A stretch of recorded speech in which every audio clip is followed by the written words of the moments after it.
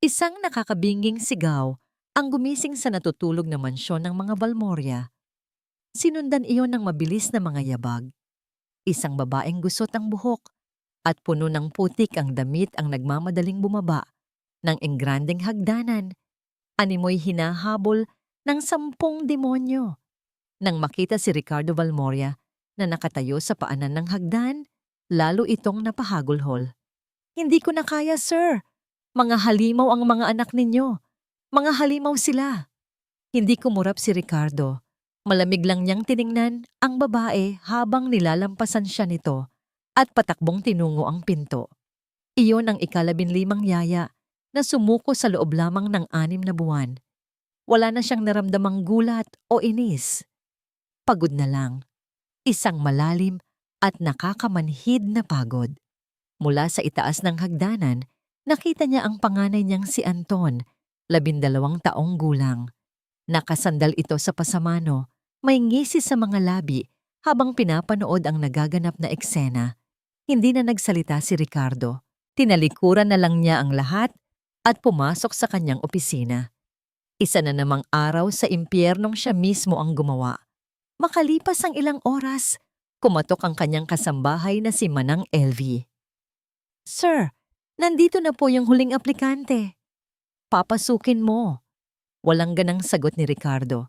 Hindi man lang inaalis ang tingin sa mga dokumentong nasa kanyang mesa. Pumasok ang isang babae.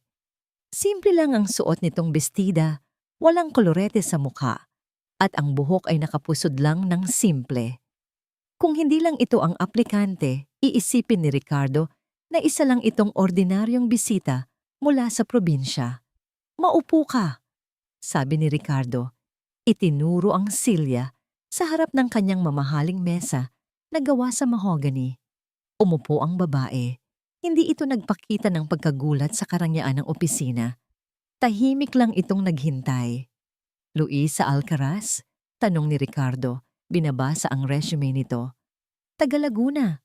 Wala kang karanasan sa pagiging yaya sa ganito kalaking bahay."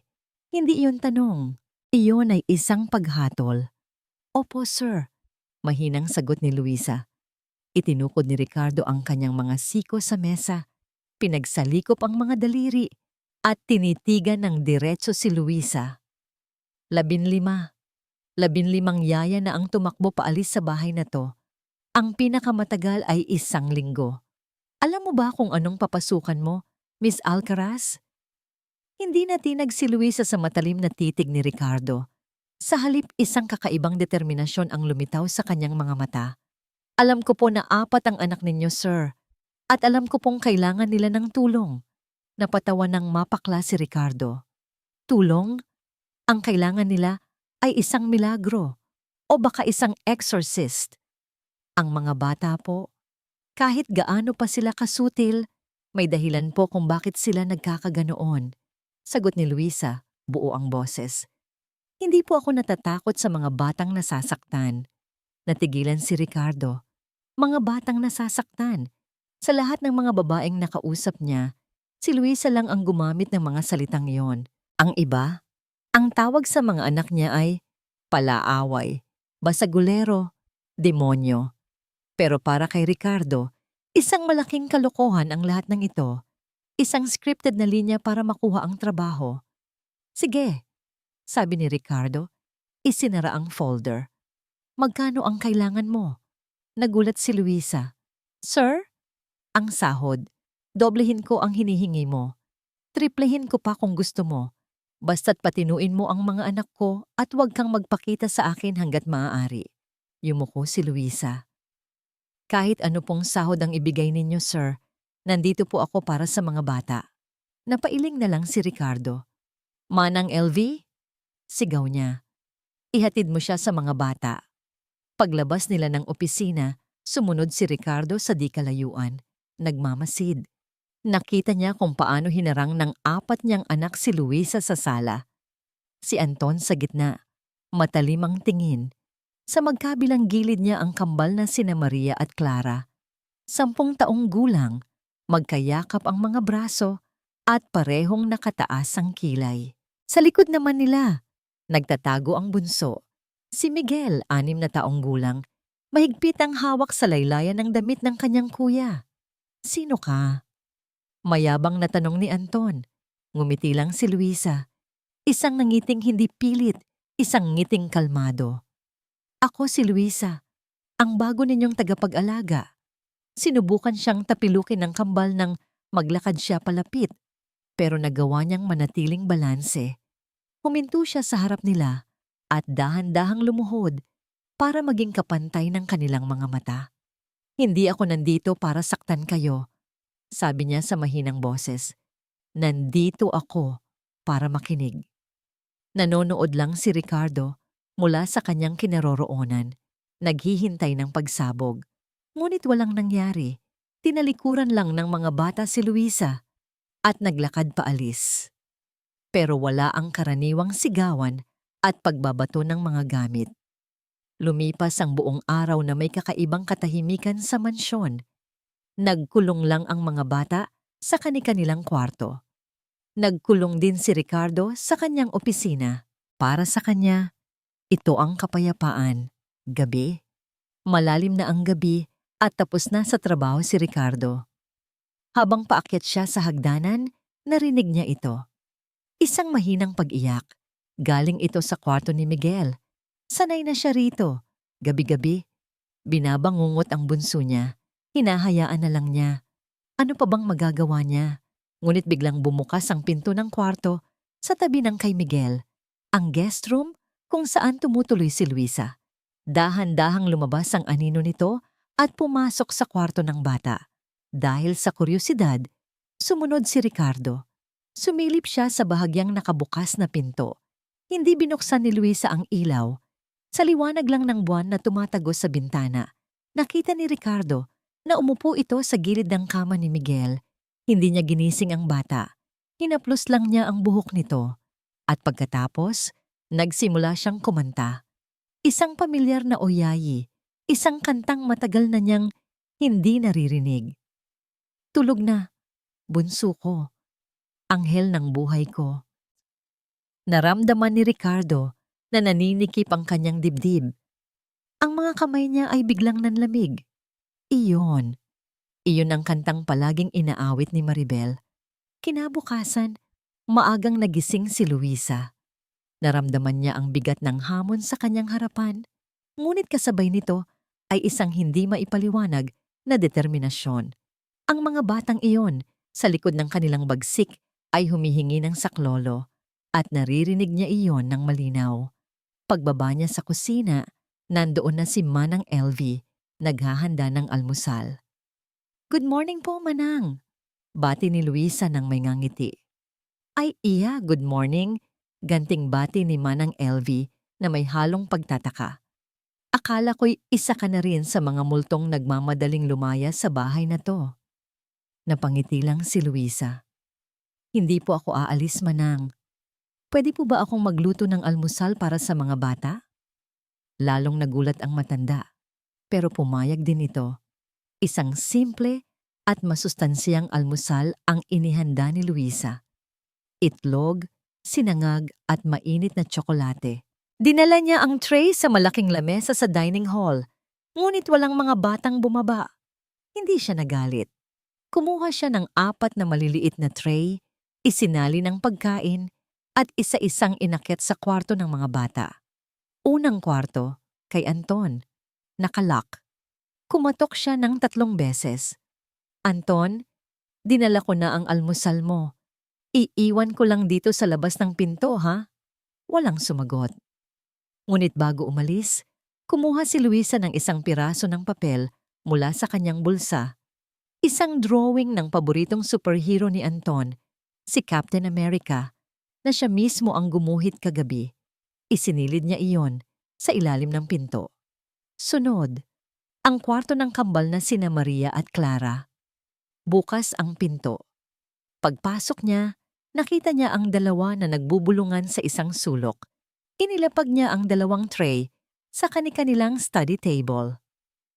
Maria, Clara, kain na kayo, sabi niya sa malumanay na boses. Nagkatinginan ang dalawa, pagkatapos ay tiningnan siya mula ulo hanggang paa. Hindi kami gutom. Sabay nilang sabi. Tumango lang si Luisa. Sige, dito lang yan kung magbago ang isip ninyo. Hindi pa siya nakakalabas ng kwarto nang marinig niya ang sinabi ni Maria. Pangit ng damit mo. Mukhang luma. Huminto si Luisa sa may pintuan. Ang suot niya ay isang simpleng bestidang may maliliit na bulaklak. Ito na marahil ang pinakamaganda at pinakamahal niyang damit. Hindi dahil sa presyo, kundi dahil regalo ito sa kanya ng kanyang yumaong kapatid na lalaki. Napabuntong hininga siya, ngunit isang maliit na ngiti pa rin ang gumuhit sa kanyang labi bago siya tuluyang lumabas. Huli, pinuntahan niya ang kwarto ni Miguel. Tahimik itong nakaupo sa sahig, yakap-yakap ang isang luma at gutay-gutay na teddy bear. Inilapag ni Luisa ang tray sa tabi nito. Miguel, almusal, sabi niya. Tumingala ang bata. Ang mga mata nito ay puno ng lungkot. Hindi ito nagsalita. Yumakap lang lalo sa kanyang laruan. Naupo si Luisa sa sahig, hindi masyadong malapit. Sapat lang para maramdaman ng bata ang kanyang presensya. Alam mo ba, panimula ni Luisa, may kapatid din akong lalaki dati. Mahilig din siyang maglaro ng mga kotse-kotsehan. Hindi pa rin umimik si Miguel, ngunit napansin ni Luisa ang bahagyang paggalaw ng mga mata nito patungo sa kanya. Nagpatuloy lang siya sa pagkukwento tungkol sa kanyang kapatid hanggang sa hindi niya namalayan na unti-unti nang kumakain ang bata. Pagbalik ni Luisa sa kanyang silid, para siyang pinagsakluban ng langit at lupa. Ang nag-iisa niyang magandang bestida, nakakalat sa sahig, punit-punit, gunting. May isang gunting na nakalapag sa tabi nito. Naramdaman niya ang pag-init ng kanyang mga mata. Iyon na lang ang natitirang alaala ng kapatid niya. Ngunit huminga siya ng malalim. Kinuha niya ang bestida, umupo sa kama, at sinimulang tahiin ito ng dahan-dahan. Pumasok ang kambal sa kanyang kwarto nang hindi kumakatok. Nakita nila ang ginagawa niya. Bakit mo tinatahi iyan? Ang pangit na niyan, sabi ni Clara. Kahit gaano pa kapangit, kahit gaano pa kaluma. Sagot ni Luisa, hindi inaalis ang tingin sa pagtatahi. Kapag mahalaga sa'yo, hindi mo itinatapon. Ginagawan mo ng paraan. Nagkatinginan ng kambal, pagkatapos ay tahimik na lumabas ng kwarto. Kinagabihan, abala si Ricardo sa kanyang opisina nang bumalik siya sa mansyon. Dadaan sana siya sa sala nang may maaninag siyang kakaibang eksena. Sa sahig, sa gitna ng mga mamahaling carpet at antique na muebles, nakaupo si Luisa. Kasama niya si Miguel. May mga laruang nakakalat sa paligid nila. Naglalaro sila ng bahay-bahayan, isang bagay na hindi kailanman nagawa ng kahit sinong yaya. Napangiti si Miguel nang may ipakita si Luisa. Isang maliit na ngiti. Pero para kay Ricardo, iyon ang unang ngiti na nakita niya sa kanyang bunso sa loob ng maraming taon. Hindi niya namalayan na napahinto pala siya sa paglalakad.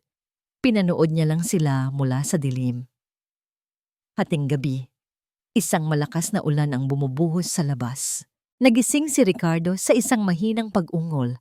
Mula sa intercom, narinig niya ang boses ni Manang LV. Sir, si Anton po. Mataas ang lagnat. Agad na napatayo si Ricardo at tinungo ang kwarto ng panganay. Naabutan niya si Anton na nanginginig sa kama, basang-basa ng pawis. Sa tabi nito ay si Manang LV na hindi malaman ang gagawin. Nasaan ang gamot? Tumawag ka ng doktor.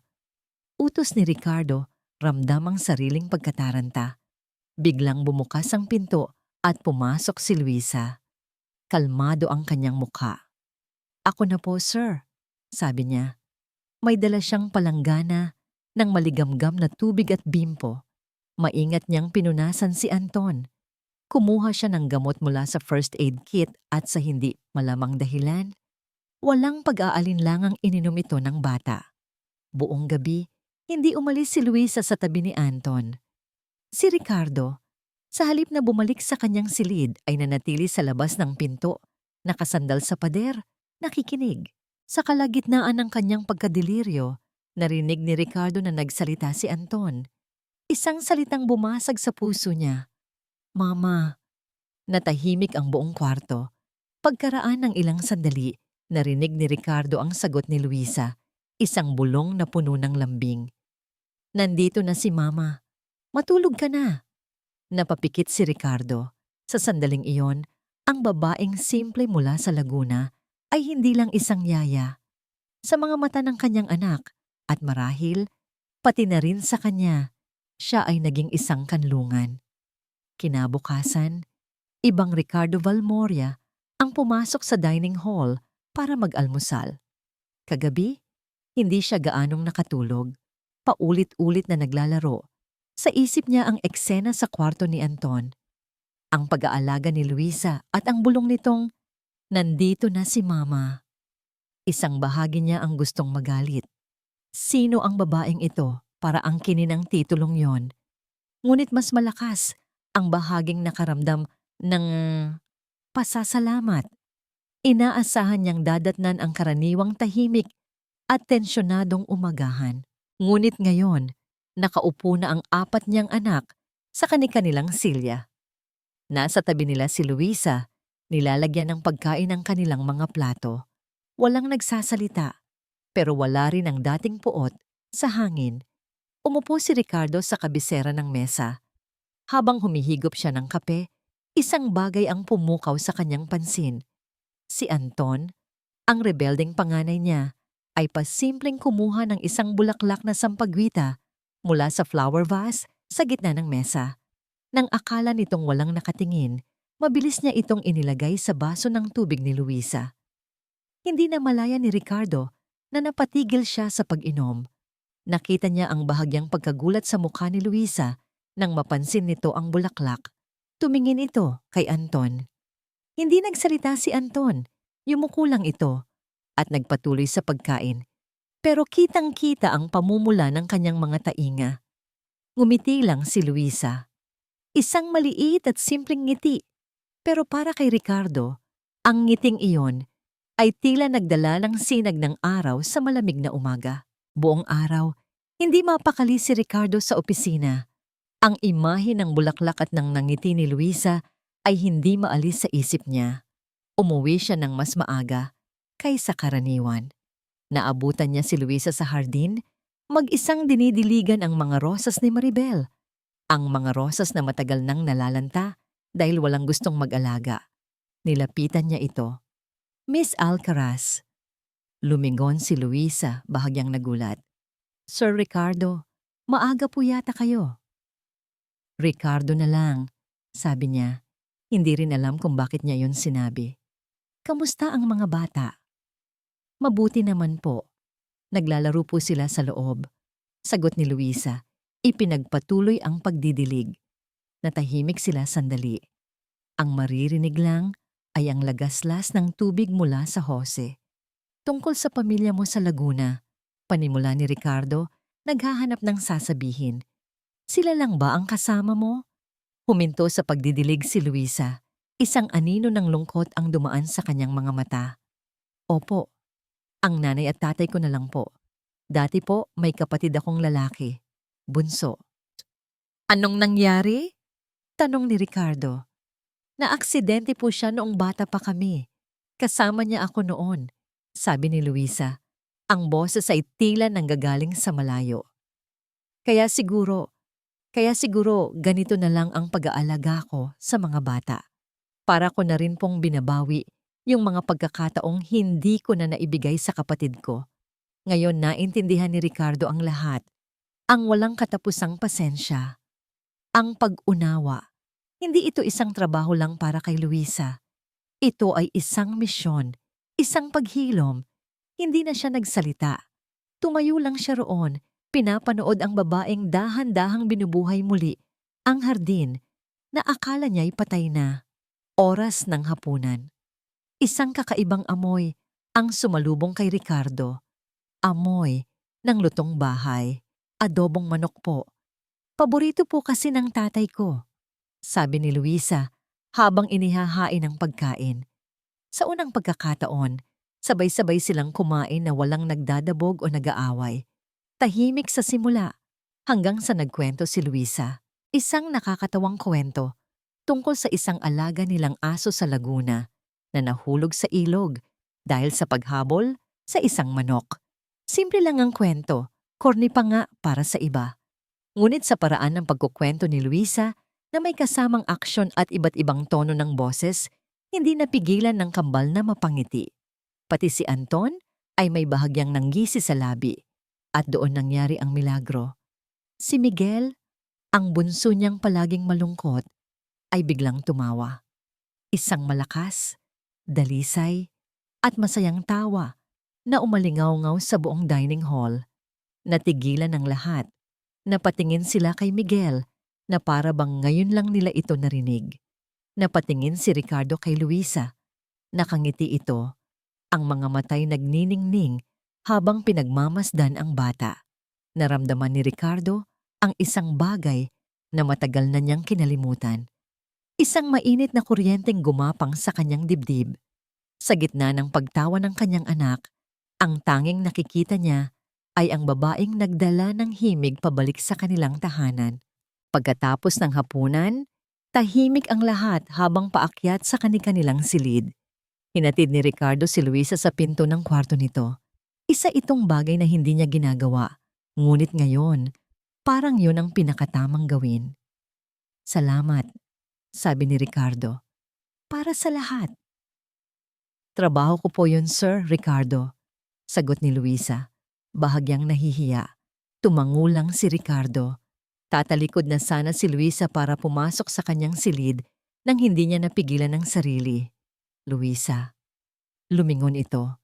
Nagtama ang kanilang mga mata. Sa ilalim ng malamyos na ilaw ng pasilyo, nakita ni Ricardo ang ganda sa simpleng mukha nito. Isang gandang hindi nakikita sa labas, kundi sa kalooban. May gusto pa sana siyang sabihin, isang bagay na hindi niya maintindihan, nang biglang isang matinis na tunog ang bumasag sa katahimikan. Ang tunog ng isang mamahaling sasakyan na pumarada nang mabilis sa tapat ng mansyon. Sinundan iyon ng malalakas na katok sa pinto na para bang gustong gibain ito. Sabay na napatingin si Ricardo at Luisa sa ibaba. Ang mga malalakas na katok ay nagpatuloy, walang tigil at puno ng pagkainip. Bumaba si Ricardo ng mabilis, sumunod naman sa kanya si Luisa na may pag-aalala sa mukha. Pagbukas ni Manang Elvie ng pinto, isang babaeng matangkad at balot ng alahas ang pumasok na parang pag-aari niya ang buong mansyon.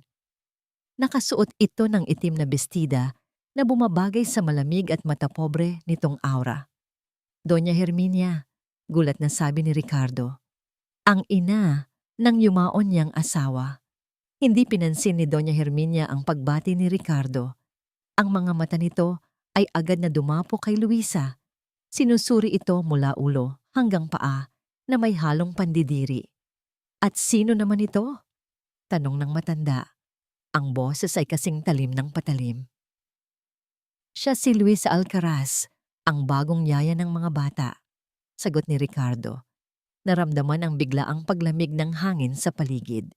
Isang pilit na ngiti ang ibinigay ni Doña Herminia. Lumapit ito kay Luisa at hinawakan ang baba nito. Itinaas iyon na parabang sinusuri ang isang hayop na bibilhin sa palengke. Ah, isang yaya, mukha ka namang simple. Binitiwan niya si Luisa at hinarap ang mga apo niyang ngayon ay pababa na rin ng hagdan na alarma sa ingay. Mga apo ko, halik kayo sa lola. Ngunit walang lumapit. Nanatili ang mga bata sa likod ni Luisa, si Miguel ay mahigpit na kumapit sa palda nito. Isang madilim na ulap ang dumaan sa mukha ni Doña Herminia, ngunit mabilis niya itong pinalitan ng isang peking ngiti. Ricardo, iho, mag-usap tayo. Sa opisina mo, sabi niya, hindi na pinansin ng mga bata at nagpatiunang maglakad. Sumunod si Ricardo, ngunit bago siya pumasok ay nilingon niya si Luisa. Nakita niya ang pag-aalala sa mukha nito. Isang senyas lang ang ibinigay niya. Okay lang ako, bago isinara ang pinto. Sa loob ng opisina, umupo si Doña Herminia sa silya ni Ricardo na para bang siya ang may-ari nito. Anong ginagawa mo rito, Herminia? Tanong ni Ricardo. Sinisikap na maging kalmado. Dinadalaw ang mga apo ko. Ano pa ba? Sagot nito. At para na rin siguraduhin na hindi mo nakakalimutan ng anak ko. Napabuntong hininga si Ricardo. Hindi ko siya makakalimutan. Mabuti kung ganoon, sabi ni Herminia. Ang mga mata ay nanlilisik. Si Maribel ay perpekto. Isang perpektong asawa at ina. Siguraduhin mong walang sino mang papalit sa pwesto niya. Walang pumapalit sa kanya, mariing sabi ni Ricardo. Si Luisa ay isang empleyado lang. Isang empleyado na nagawa ang hindi nagawa ng 15 na una sa kanya. Tumawa ng mapakla si Doña Herminia. Ricardo, matalino kang tao sa negosyo, pero pagdating sa mga babae nagiging bulag ka. Hindi mo ba nakikita? Ginagamit niya ang mga bata para makuha ang loob mo. Napakuyom ng kamao si Ricardo. Hindi siya ganyang klaseng babae Lahat sila ganyang klase. Tumaas ang boses ni Herminia. Lalo na ang mga mahihirap. Nakakita ng pagkakataon.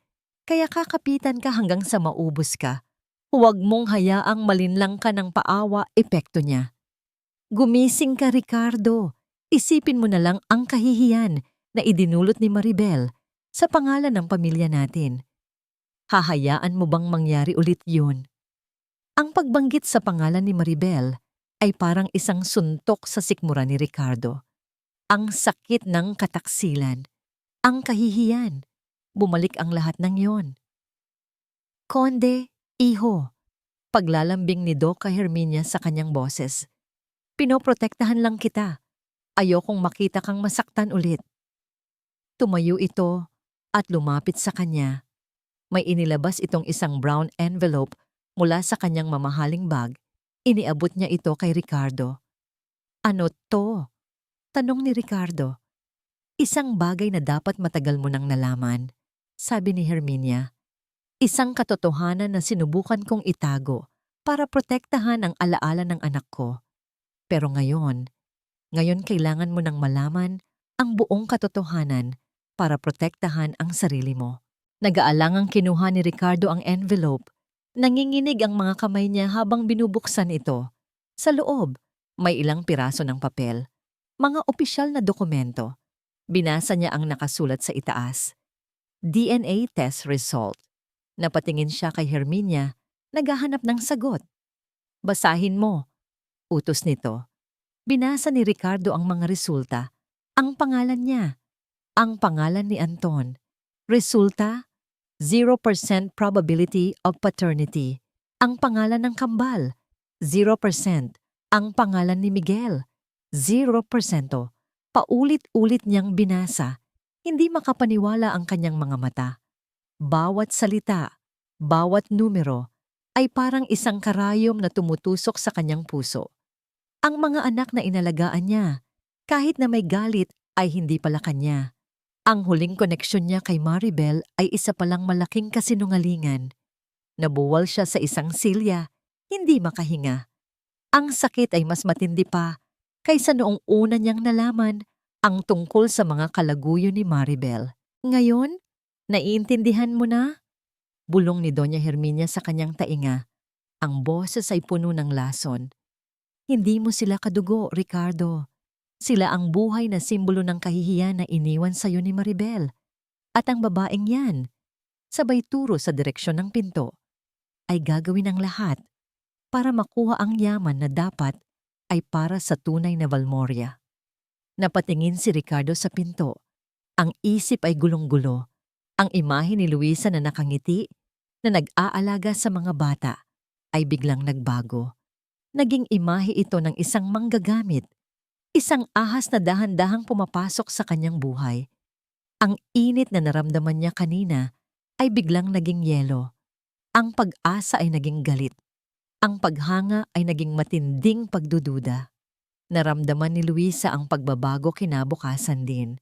Pagbaba niya para maghanda ng almusal, naabutan niya si Ricardo na nakaupo na sa dining hall. Umiinom ito ng kape, nakatingin sa kawalan. Ang mainit na presensya nito kagabi ay ganap na nawala. Ang pumalit ay isang pader ng yelo mas mataas at mas makapal pa kaysa noong una siyang dumating. "Good morning, Ricardo," bati ni Luisa. Sinisikap na panatilihin ang sigla sa kanyang boses. Tumingin lang ito sa kanya. Isang malamig at walang emosyong tingin. Hindi ito sumagot. Naramdaman ni Luisa na parang may kung anong tumusok sa kanyang dibdib. Pero ipinagsawalang bahala niya iyon. Siguro ay pagod lang ito o may problema sa trabaho. Pero nang bumaba ang mga bata, lalong naging malinaw ang lahat. "Papa, pwede ba tayong mag-picnic sa garden mamaya?" Masayang tanong ni Maria. Isang bagay na hindi niya kailanman gagawin dati. Hindi sila pinansin ni Ricardo. Tumayo ito, inilapag ang tasa ng kape nang may kaunting diin at nagsalita nang hindi tumitingin sa kaninuman. "May meeting ako. Manang LV, pakisabi sa driver na ihanda ang kotse." Pagkatapos ay umalis ito na parang walang narinig. Naiwan ang mga bata na tulala. Ang ngiti sa mukha ni Maria ay unti-unting napalitan ng lungkot. Nakita ni Luisa kung paano nagbago ang sigla sa buong silid at naging kasing bigat ng tingga. Sinubukan niyang pasayahin ang mga bata, pero alam niyang naramdaman din nila ito. Ang pader ay muling itinayo. Dumating si Doña Herminia ng tanghali. Dala-dala ang parehong mapanuring tingin. Umupo ito sa sala na parang reyna, habang si Luisa naman ay naghahanda ng merienda para sa mga bata. "Yaya," tawag sa kanya ni Doña Herminia. "Po, ma'am," magalang na sagot ni Luisa. "Huwag mong masyadong palapitin ang loob ng mga bata sa'yo," sabi ng matanda habang sinusuri ang kuko. "Pansamantala ka lang dito. Mahirap na. Baka umasa sila. At baka umasa ka rin." Isang direktang patama. Naramdaman ni Luisa ang kirot, pero pinili niyang huwag na lang sumagot. Lumipas ang mga araw na ganoon ang sitwasyon. Si Ricardo ay laging umuuwi ng gabi na, madalas ay amoy alak. Hindi na ito sumasabay sa hapunan. Kung magkasalubong man sila sa pasilyo, iniiwasan nito ang kanyang tingin. Ang dating Ricardo na nagtanong tungkol sa pamilya niya, na nagpasalamat sa kanya, ay parang isang panaginip na lang. Isang gabi, hindi na natiis ni Luisa. Hinintay niyang umuwi si Ricardo. Naabutan niya ito sa sala, nag-iisang umiinom ng alak. "Ricardo?" Tawag niya sa mahinang boses. Tumingin ito sa kanya. Ang mga matay mapupungay dahil sa kalasingan. "Ano? May, may problema ba? May nagawa ba akong mali?" Tumawa ito ng mapakla, isang tawang walang saya. "Nagawa? Wala. Ginagawa mo ng tama ang trabaho mo. Napaniwala mo silang lahat." "Anong ibig mong sabihin?" Naguguluhang tanong ni Luisa. Tumayo si Ricardo at lumapit sa kanya. Naamoy niya ang alak sa hininga nito. Huminto ito sa mismong harapan niya. Napakalapit. "Magaling ka, Luisa. Napakagaling mong umarte. Siguro nga, iyan ang talento ng mga taong tulad mo. Hindi kita maintindihan." Nagsisimula ng mamuo ang luha sa kanyang mga mata. "Hindi mo maintindihan?" Tanong ni Ricardo. Ang boses ay puno ng pait. "Simple lang. Pera. Iyon lang naman ang habol ng lahat, hindi ba?" Isang malakas na sampal. Iyon ang naramdaman ni Luisa sa mga salitang yon. Parang dinurog ang puso niya sa 100 piraso. "Hindi totoo yan," sabi niya. Nanginginig ang boses. "Huwag na tayong maglokohan, Miss Alcaraz." Sabi ni Ricardo, muling naging formal at malamig ang tono. "Alam ko na ang lahat." Tinalikuran siya nito at iniwang nakatayo sa gitna ng malawak at madilim na sala. Naramdaman ni Luisa ang pagtulo ng luha sa kanyang mga pisngi. Ano ang alam ni Ricardo? Anong kasalanan ang ibinibintang nito sa kanya? Habang paakyat siya sa hagdan, mabigat ang bawat hakbang. Nadaanan niya ang bahagyang nakabukas na pinto ng opisina ni Ricardo. Nandoon sa loob si Doña Herminia, kausap ang lalaki. Hindi niya sinasadyang makinig, ngunit narinig niya ang pangalan niya. "Sigurado ka ba dyan, Herminia?" Tanong ni Ricardo. Ang boses ay puno ng pagdududa. "Bakit, Ricardo? Naniniwala ka pa rin sa kanya?" Sagot ni Doña Herminia. Hindi ba't kahina-hinala? Isang babaeng galing sa wala, biglang darating at sa isang iglap, mapapaamo ang 4 na batang ni demonyo ay hindi kinaya. Plinano niya ang lahat. Malamang ay may kinalaman din siya sa nakaraan ni Maribel. Malamang ay alam niya ang lahat ng sikreto. Sikreto? Nakaraan ni Maribel? Lalo lang naguluhan si Luisa. Anong pinagsasasabi ng matanda? At doon, narinig niya ang pinakamasakit na mga salita mula sa bibig ni Doca Herminia. Alam na alam ni Luisa na hindi mo tunay na anak ang mga bata, Ricardo. At iyon ang ginagamit niya. Kinukuha niya ang loob nila para kapag nalaman mo ang totoo, sa kanya sila kakapit. Isang perpektong plano para palitan ang pwesto ng anak ko at angkinin ang lahat ng meron ka. Ang mga salita ni Doña Herminia ay parang bombang sumabog sa isipan ni Ricardo. Alam na alam ni Luisa na hindi mo tunay na anak ang mga bata. Lahat ng piraso ay biglang nagkabit-kabit sa kanyang utak, bumubuo ng isang larawan ng panlilinlang. Ang biglaang pagdating ni Luisa. Ang kakaibang koneksyon nito sa mga bata. Ang mga ngiti, ang mga tawa. Lahat pala ay isang palabas. Isang masakit at kalkuladong palabas. Ang kaunting pagdududa na natitira sa kanyang puso ay tuluyang namatay. Ang pumalit ay isang nagngangalit na apoy ng galit. Galit hindi lang kay Luisa, kundi sa sarili niya. Paano siya naging ganito katanga para magpaloko sa pangalawang pagkakataon? Kinabukasan, hindi na niya tinago ang galit. Ang bawat kilos niya ay may diin. Ang bawat salita ay may talim. Nagpadala siya ng mensahe kay Luisa sa pamamagitan ni Manang LV. Pinapatawag ka ni Sir sa opisina. Naramdaman ni Luisa ang panlalamig ng kanyang buong katawan. Alam niyang ito na yon, ang paghuhukom. Dahan-dahan siyang naglakad papunta sa opisina. Ang bawat hakbang ay parang may pabigat na 1 tonelada.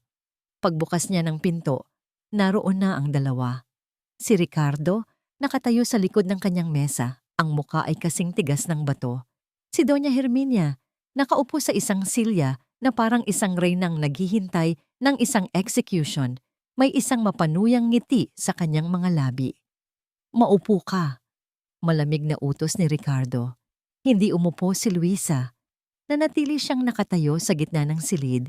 Hinaharap ang kanilang mga mapanuring tingin. Ricardo, ano ba talaga ang nangyayari? Tanong niya. Ang boses ay nanginginig. Hindi sumagot si Ricardo. Sa halip, kinuha nito ang isang brown envelope. Ang parehong envelope na nakita niyang ibinigay ni Herminia at ibinato ito sa mesa. Kumalat ang mga papel sa makintab na kahoy, mga DNA test result. Basahin mo, sabi ni Ricardo. Yumuko si Luisa at tiningnan ang mga papel. Hindi niya kailangang basahin ng detalyado. Nakita niya ang mga pangalan. Nakita niya ang mga numero. So, tumingala siya kay Ricardo. Ang mga matay puno ng pagkalito. Ano? Ano ang ibig sabihin nito? Huwag ka nang magkunwari, Luisa. Sigaw ni Ricardo. Ang boses ay umalingaw-ngaw sa buong silid. Alam mo ang lahat ng ito. Alam mong hindi ko sila anak. At ginamit mo iyon. Ginamit mo ang kahinaan nila, ang sakit na nararamdaman nila, para makapasok ka sa buhay ko. Hindi. Hindi totoo yan. Umiiyak na, sabi ni Luisa. Wala akong alam dito. Maniwala ka. Maniwala? Tumawa ng mapakla si Ricardo. Paano ako maniniwala sa isang tulad mo? Isang ahas na nagbabalat kayong anghel. Magkano? Magkano ang ibinayad sa'yo para gawin ito? O ito ba ay sarili mong plano? Ang makuha ang tiwala ko. Ang makuha ang loob ng mga bata. At pagkatapos ay ano? Ang kinin ang lahat ng ito? Tama na, Ricardo. Sabat ni Doña Herminia, nagdadagdag ng langis sa apoy. Huwag mo nang sayangin ang laway mo sa isang manggagamit. Nag-imbestiga ako tungkol sa kanya. Lubog sa utang ang pamilya niya sa Laguna. Kaya pala, kahit anong trabaho ay papasukin. Bawat salita ay isang punyal na tumataraki sa puso ni Luisa. Gusto niyang magpaliwanag, gusto niyang sumigaw, pero walang lumalabas sa kanyang bibig kundi mga hikbi. Ang malakas na sigawan ay umabot sa tenga ng mga bata. Narinig nila ang pag-iyak ni Luisa. Dali-dali silang tumakbo papunta sa opisina. Si Anton ang unang pumasok. "Anong ginagawa niyo kay Mama Luisa?" Sigaw niya, humaharang sa pagitan ni Ricardo at ni Luisa. "Mama?" Muling tumawa si Ricardo, isang tawang puno ng kabaliwan. "Hindi niyo siya ina. Isa lang siyang estranghero. Isang sinungaling." Sumunod na pumasok ang kambal at si Miguel. Lahat sila ay umiiyak. Niyakap nila si Luisa ng mahigpit na parang ayaw na nilang bumitaw. "Huwag niyo siyang paalisin, Papa." Umiiyak na pakiusap ni Clara. "Mahal namin si Mama Luisa." Dagdag ni Maria. Si Miguel ang bunso ay humahagulgol lang habang nakayakap sa bewang ni Luisa. Ang eksenang yon, sa halip na magpalambot sa puso ni Ricardo, ay lalo lang nagpatigas dito. Ang pagmamahal ng mga bata para kay Luisa ay ang pinakamatibay na ebidensya ng kanyang pagkakanulo.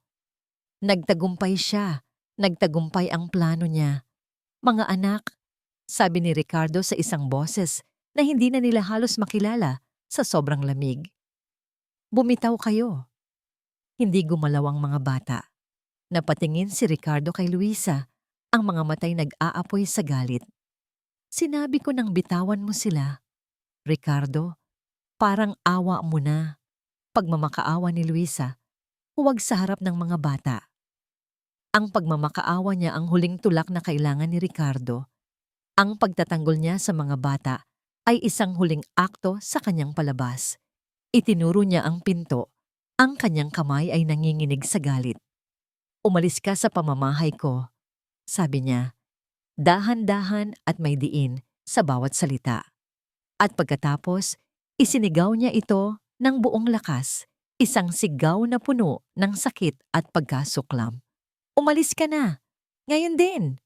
Isang linggo nang nakabibinging katahimikan ang lumipas. Ang mansyon ng mga Valmoria ay muling naging isang malamig na puntod, mas malala pa kaysa dati. Nanalo si Ricardo. Napaalis niya ang babaeng pinaniniwalaan niyang manloloko. Dapat ay makaramdam siya ng kapayapaan, ngunit ang tanging nararamdaman niya ay isang malawak at malalim na kahungkagan. Wala nang sigawan, wala nang basagan ng gamit, pero wala na ring tawa. Wala nang amoy ng adobong manok tuwing hapunan. Wala nang mga bulaklak sa hardin na unti-unti nang namumukadkad. Lahat ay bumalik sa dati, sa isang madilim at malungkot na nakaraan. Gabi-gabi, hindi na siya makatulog ng maayos. Nagigising siya sa katahimikan. Isang katahimikang mas masakit pa sa kahit anong ingay.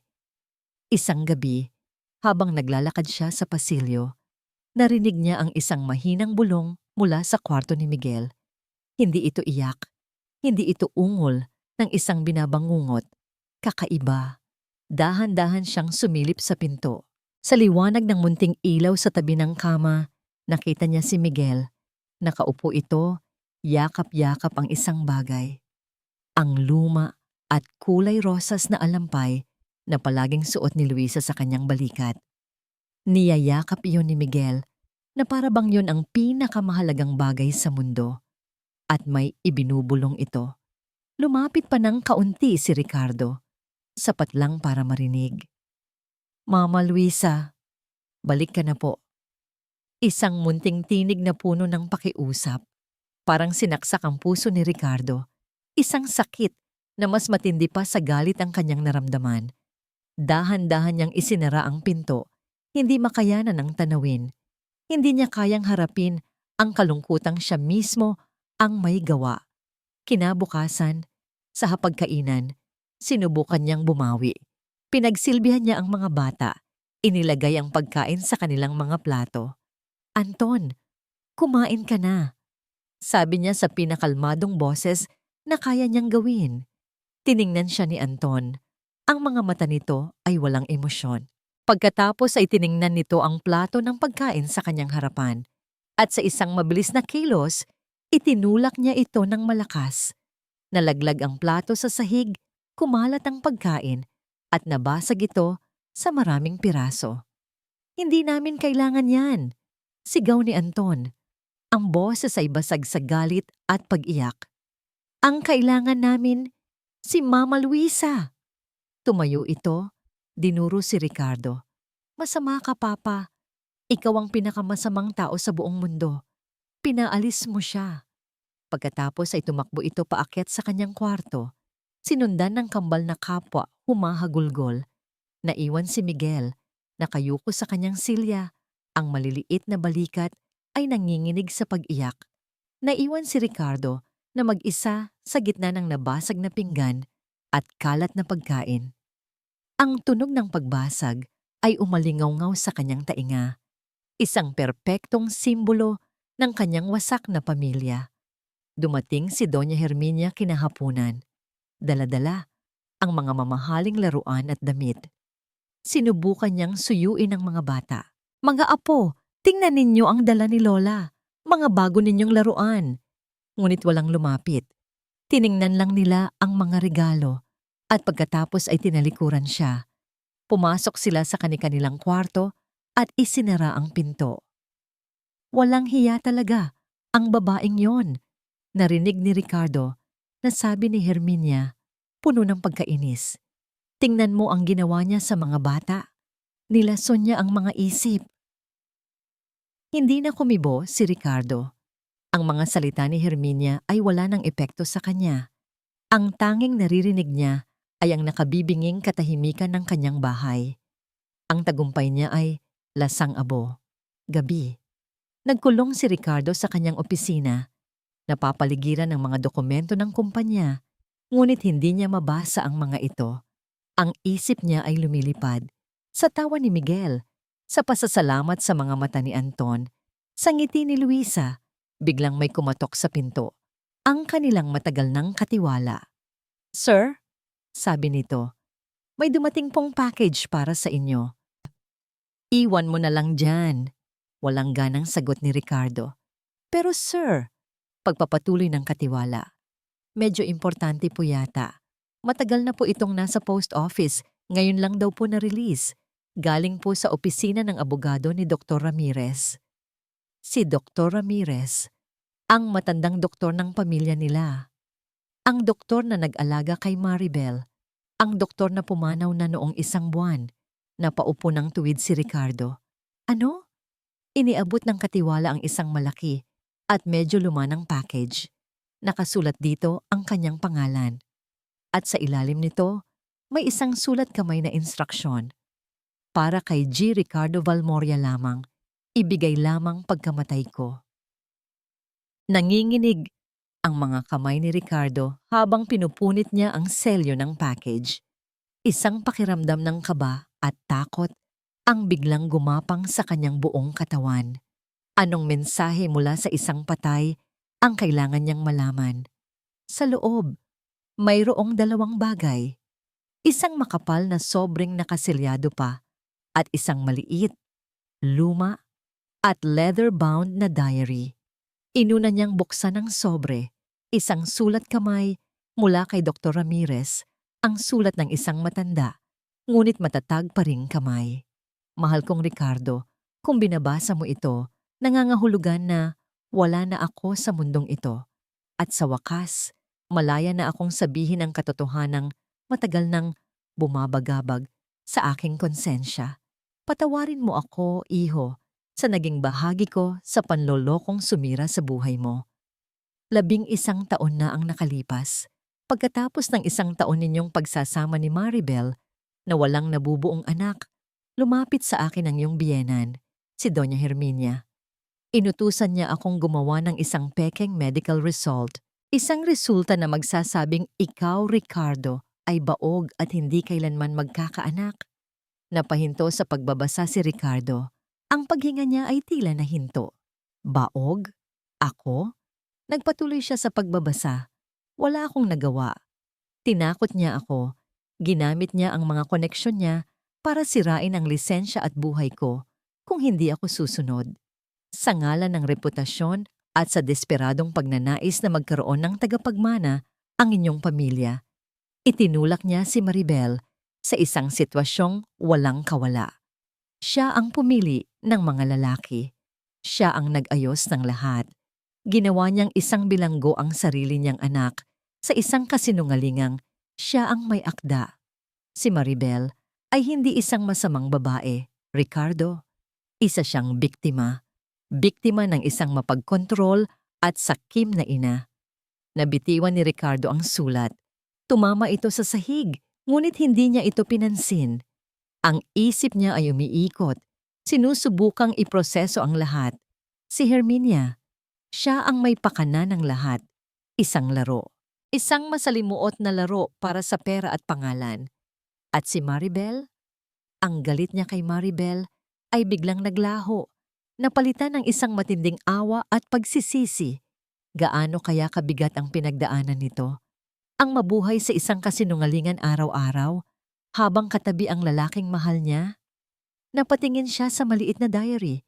Nanginginig pa rin ang mga kamay niya nang kunin niya ito. Ito ang diary ni Maribel. Binuklat niya ito sa mga huling pahina. Ang sulat ay magulo. May mga bahid ng tuyong luha. Ricardo, mahal ko, patawarin mo ako. Kung mababasa mo man ito, sana'y maintindihan mo. Ginawa ko ang lahat para labanan si Mama, pero natalo ako. Ang bawat araw na kasama ka ay isang langit at isang impyerno. Langit dahil mahal kita. Impyerno dahil niloloko kita. Pero may nangyaring himala. Isang himalang hindi ko inaasahan. Isang himalang ipinagkait sa atin, pero ibinigay pa rin ng Diyos. Dahan-dahan, halos hindi humihinga, binasa ni Ricardo ang huling mga salita na isinulat ni Maribel.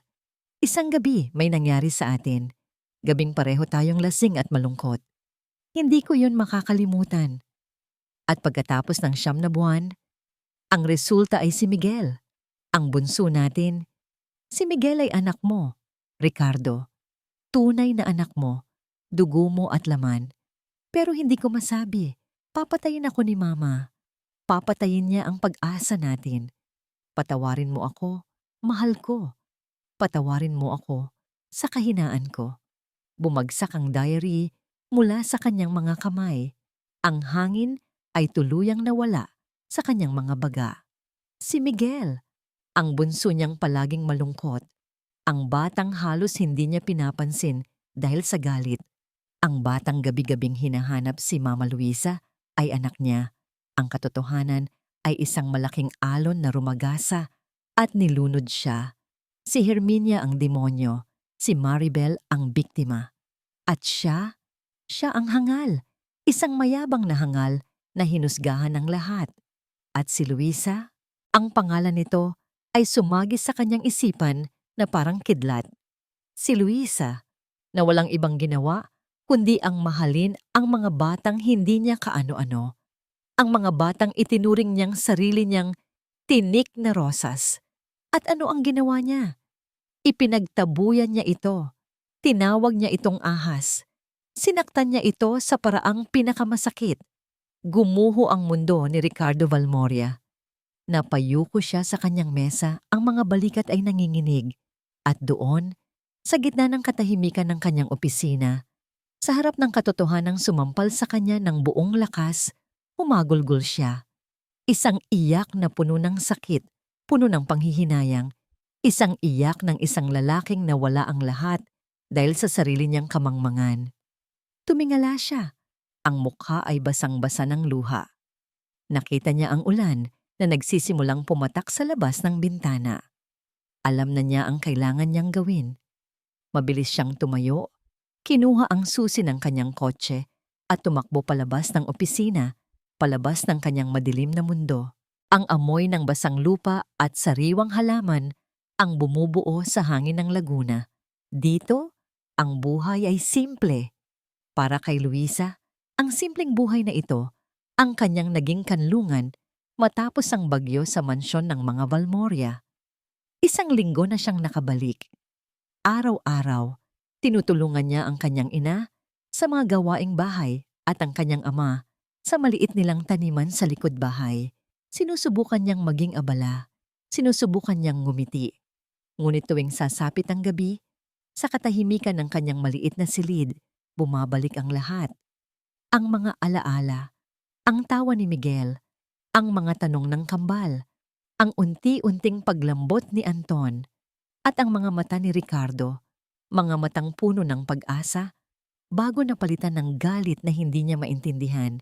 Nananakit pa rin ang puso niya, hindi dahil sa mga akusasyon, kundi dahil sa pangungulila. Namimiss niya ang mga bata. Sobra. Hapon. Katatapos lang ng malakas na ulan, si Luisa ay nasa labas. Isinasampay ang mga huling labahin habang ang araw ay unti-unti nang lumulubog. Tahimik ang paligid. Tanging hunilang ng mga ibon ang maririnig. Nang bigla, isang tinig ang bumasag sa katahimikan, isang maliit, nanginginig, ngunit pamilyar na tinig. Mama Luisa! Natigilan si Luisa. Napabitaw siya sa damit na kanyang hawak. Dahan-dahan siyang lumingon sa direksyon ng kalsada. Hindi siya makapaniwala sa kanyang nakikita. 4 na bata. Ang 4 niyang tinik na rosas, tumatakbo papalapit sa kanya. Ang kanilang mga damit ay gusot. Ang kanilang mga mukha ay puno ng luha at saya. Sa likuran nila, nakatayo sa tabi ng isang itim at mamahaling kotse ay si Ricardo Balmoria. Basang-basa ng ulan, magulo ang buhok, at ang mukha ay larawan ng isang taong gumahol sa pinakamahabang paglalakbay ng kanyang buhay. Mama Luisa! Sigaw ulit ni Miguel, at nauna itong yumakap sa kanyang mga binti. Sunod-sunod na yumakap sa kanya ang kambal at si Anton. Isang mahigpit na yakap mula sa 4 na batang nangungulila. Naramdaman ni Luisa ang kanilang mga luha sa kanyang damit at hindi na rin niya napigilan ang sariling mga luha. Niyakap niya silang lahat ng mahigpit. Nandito na kayo. Nandito na kayo. Iyon lang ang paulit-ulit niyang nasasabi habang hinahaplos ang kanilang mga buhok. Si Ricardo ay nanatili sa kanyang kinatatayuan, pinapanood ang eksena. Bawat tawa at iyak ng mga bata ay parang isang kutsilyong humihiwa sa kanyang puso, isang paalala ng kanyang pagkakamali. Hindi siya karapat-dapat na lumapit. Hindi pa. Lumabas ang mga magulang ni Luisa, nagulat sa mga bisita. Luisa, anak, anong... Nang makita nila ang tagpo, ang pag-iyak ng kanilang anak habang yakap ang mga bata, naintindihan nila ang lahat. Matapos ang ilang minuto, nang medyo kumalma na ang mga bata, hinarap ni Luisa si Ricardo. Ang mga mata niya ay may tanong, may sakit, ngunit wala ng galit. Dahan-dahang lumapit si Ricardo. Bawat hakbang ay mabigat. Huminto siya sa harapan ni Luisa at ng mga magulang nito.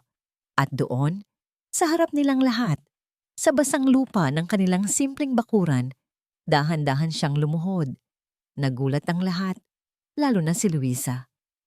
Ricardo, anong ginagawa mo? Tumayo ka. Hindi, sabi ni Ricardo. Ang boses ay basag. Tumingala siya kay Luisa. Ang mga mata ay puno ng pagsisisi. Patawarin mo ako, Luisa. Patawarin mo ako sa lahat. Nagsimulang tumulo ang luha mula sa kanyang mga mata. Isang akong hangal. Isang duwag. Naniwala ako sa mga kasinungalingan dahil mas madali iyon kaysa harapin ang katotohanan. Sinaktan kita. Sinaktan ko ang nag-iisang taong nagmahal sa mga anak ko ng totoo. Patawarin mo ako. Ikinuwento niya ang lahat. Ang sulat ng doktor, ang diary ni Maribel, ang panloloko ni Herminia, ang katotohanan tungkol kay Miguel.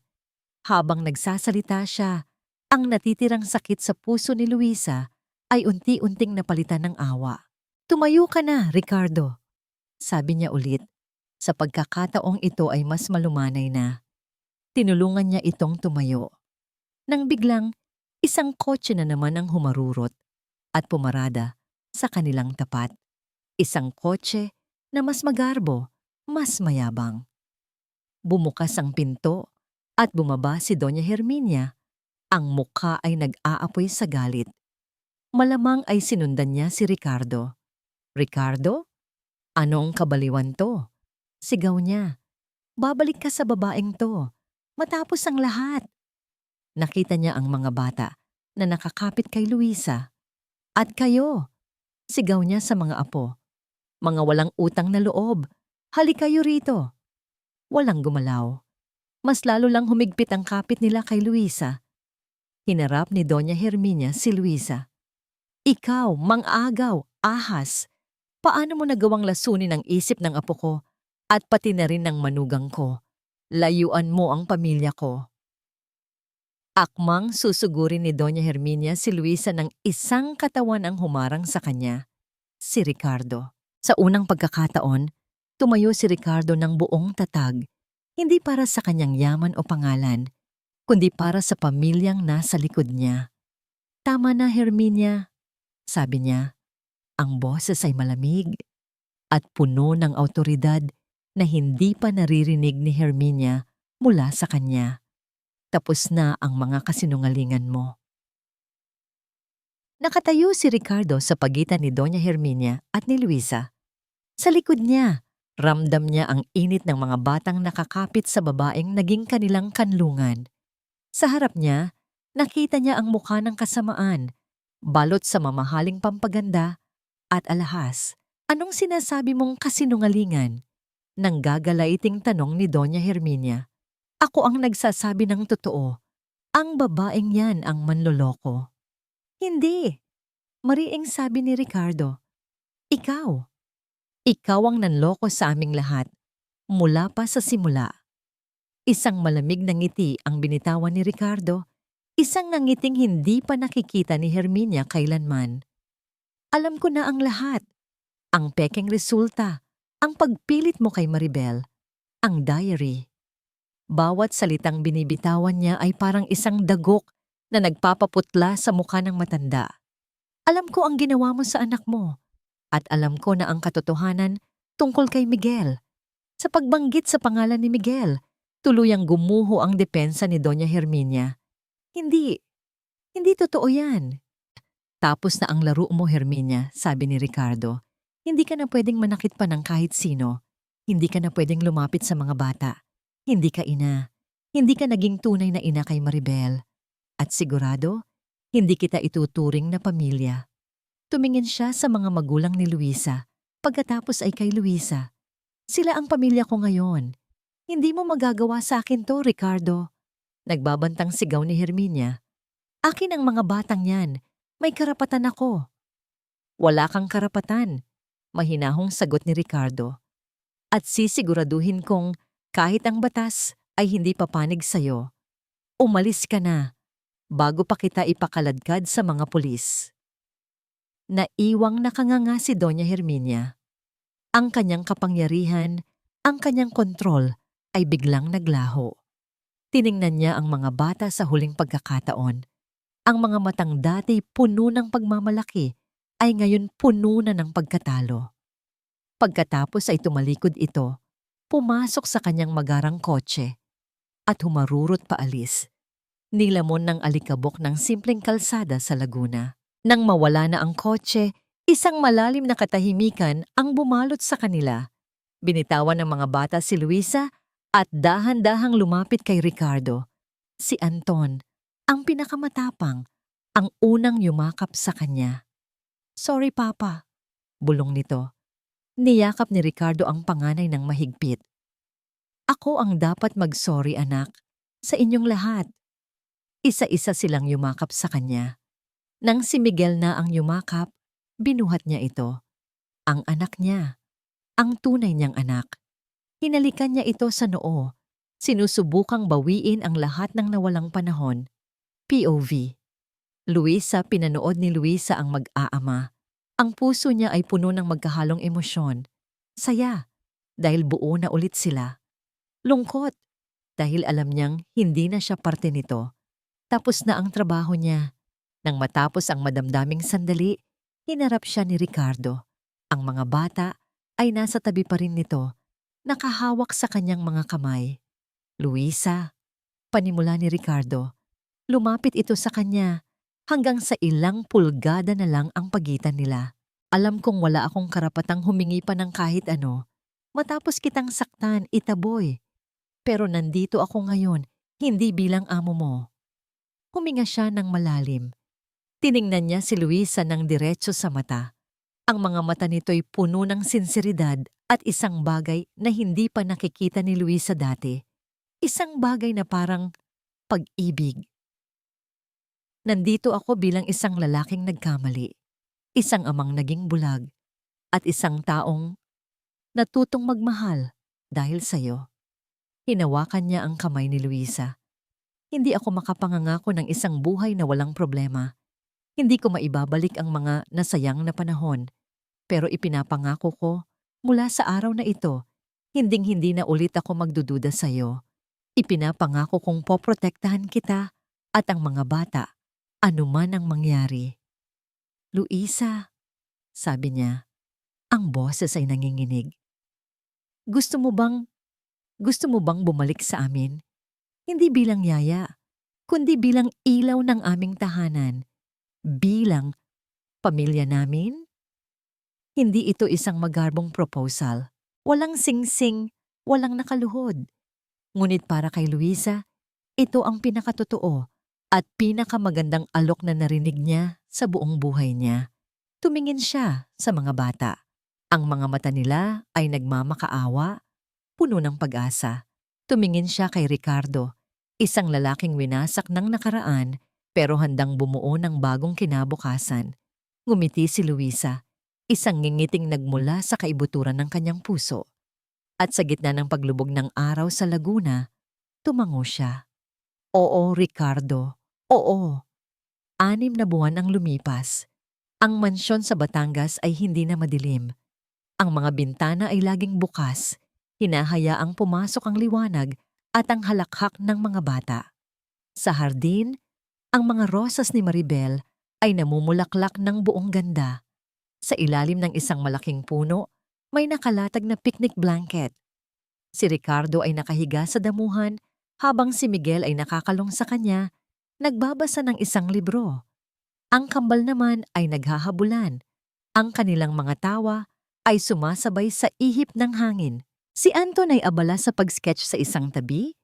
Iginuguhit ang masayang pamilya sa kanyang harapan. Si Luisa, na may katamtamang laki ng tiyan, ay naghahain ng merienda. Lumapit sa kanya si Ricardo at niyakap siya mula sa likod. Masaya ka ba? Bulong ni Ricardo sa kanyang tainga. Sumandal si Luisa sa kanyang dibdib, pinagmamasdan ang mga bata. Sobra. Mama, Papa. Sigaw ni Miguel, ibinaba ang libro at tumakbo papalapit sa kanila. Niyakap nito ang kanilang mga binti. Yumuko ang dalawa at niyakap siya. Sa sandaling iyon, habang magkakayakap silang tatlo at pinapanood ang 3 pang batang masayang naglalaro, naintindihan nila ang lahat. Ang pamilya ay hindi tungkol sa dugo. Hindi ito tungkol sa perpektong simula. Ito ay tungkol sa mga taong pinipiling manatili. Ito ay tungkol sa pagpapatawad at higit sa lahat, ito ay tungkol sa pagmamahal na kayang buuin muli ang kahit anong nasira. At dito po nagtatapos ang kwento ni na Ricardo, Luisa at ng kanilang pamilyang binuo mula sa pag-ibig at pagpapatawad. Mula sa kaibuturan ng aking puso, maraming salamat po sa inyong walang sawang pagsubaybay sa ating kwento. Isang karangalan ang makasama kayo sa bawat kabanata, sa bawat pagpatak ng luha, at sa bawat pagtibok ng puso. Habang isinusulat ko ang paglalakbay ni na Ricardo at Luisa, kasama ninyo akong nasaktan, nagalit, kinilig, at higit sa lahat, umasa. Naging pamilya na rin natin sila, hindi ba? Sana po ay may isang gintong aral na tumatak sa ating mga puso mula sa kanilang karanasan. Na ang tunay na pamilya ay hindi palaging nasusukat sa dugo, kundi sa pagpiling manatili at mag-aruga. Na ang tunay na pagmamahal ay may kakayahang maghilom ng pinakamalalim na sugat at ang pagpapatawad ang siyang tanging susi sa isang mapayapa at panibagong simula. Ngayon, Nais ko namang marinig ang inyong salubin. Ano po ang masasabi ninyo sa kanilang kwento? Aling bahagi ang pinakatumatak sa inyo? I-comment nyo naman po sa ibaba at sabay-sabay nating pag-usapan ang kanilang naging paglalakbay. Hanggang sa muli nating pagkikita sa susunod na kwentong ating pagsasaluhan. Ito po ang inyong lingkod na laging naniniwala na sa kabila ng lahat ng sakit, palaging may puwang para sa pag-asa.